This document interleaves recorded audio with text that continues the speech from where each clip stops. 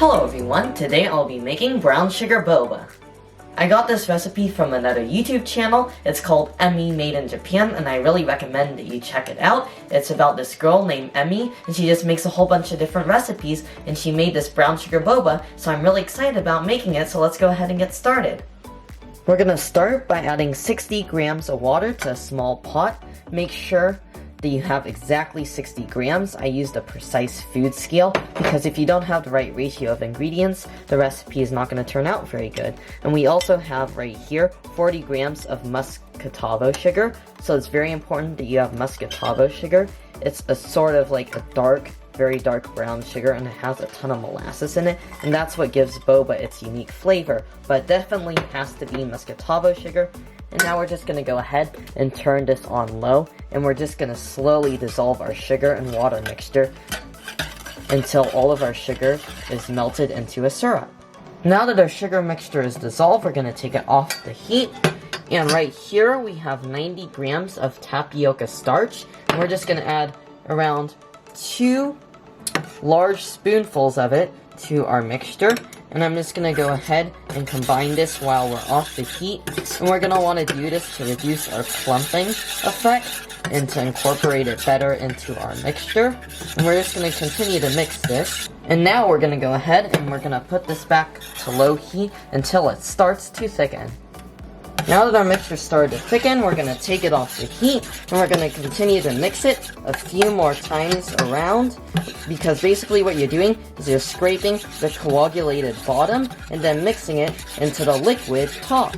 And that looks pretty good to me. As you can see, it's a very thick and ooey gooey syrup. And now we're just going to go ahead and we're going to add the rest of our tapioca starch in.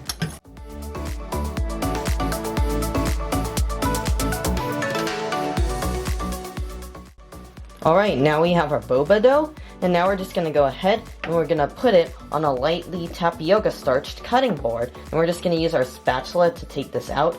It is very stiff, but that is alright. And you're just going to go like this, and you're just going to want to fold and knead.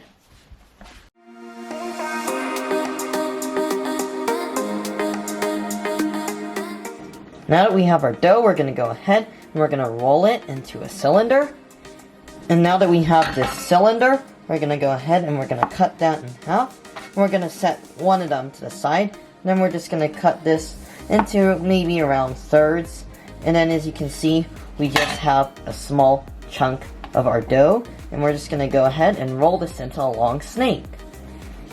Now that we have our snake, we're going to cut a little piece of it off like this. And then you're just going to use your fingers and your palm to shape it into a boba ball. Just like this. And as you see, now we have it.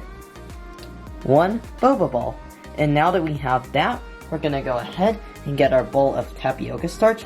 We're just going to cover it in tapioca starch. This will help it stay a ball as we boil it in water. Alright, all of our boba balls are now rolled out. So we're going to put it into our hot water. We don't want it to boil too hard.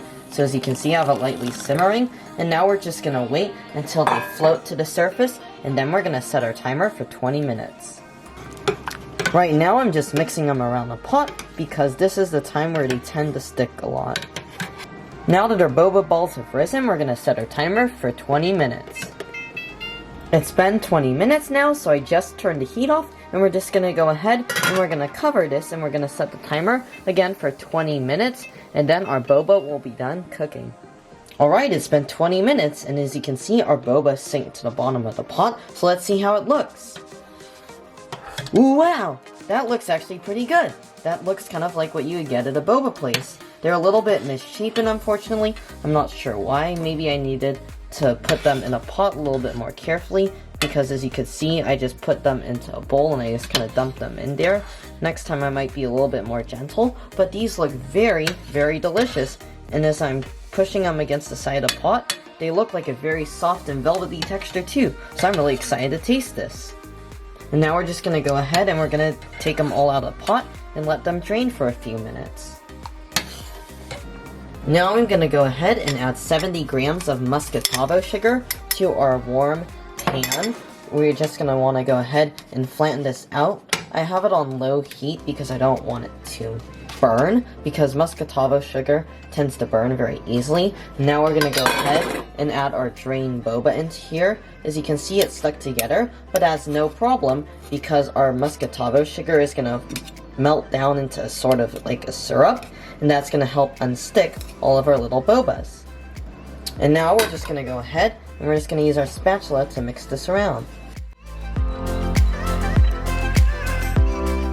Now that our syrup is wonderfully melted, our sugar is melted, you can see it forms this really thin and luscious syrup. So we're gonna go ahead and assemble our drink. We're just gonna pour this into our cup. So we're gonna wanna get our boba and our syrup. So now I'm just gonna get a spoonful of our syrup, and as you can see, there we go. And now for the cool trick. You're just gonna want to swirl this around. The reason this isn't working very well is because my boba are quite big, so the sugar syrup isn't really wanting to coat the cup because it's just kind of sticking around to our boba. But as you can see, this is my best effort at like a tiger stripe sort of effect, and this will just make our drink look kind of cool when we add our milk. So now we're just gonna go ahead and we're gonna pour our milk in here.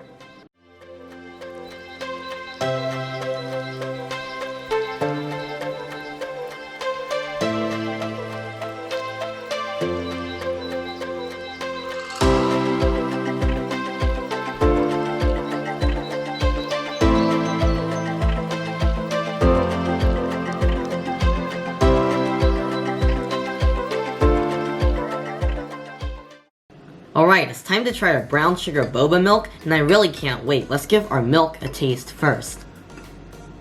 Our milk has a very deep and rich molassesy flavor from all of the muscatava brown sugar, and I think that's really amazing.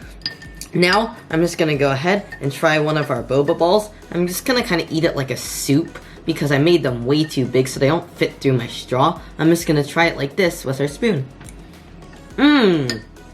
Oh wow, that is amazing. That for sure has to be the best boba I've had in my entire life. I'm literally not kidding with you guys, and I drink a lot of boba. Trust me on that. It's very soft and very velvety. Sometimes I think boba can be kind of gritty. It's like the sugar isn't dissolved or it gets too hard, but it is still very soft and it melts in your mouth practically, and it's so soft. And it's not too slimy either because our syrup definitely dissolved a lot in our drink. So I really, really enjoy this boba drink. I'd have to give our boba milk a 10 out of 10 because it is seriously so good. So I really do highly recommend that you try making this boba if you have a ton of spare time, because it will take up a ton of time, but it is very, very good and it will definitely be worth the effort.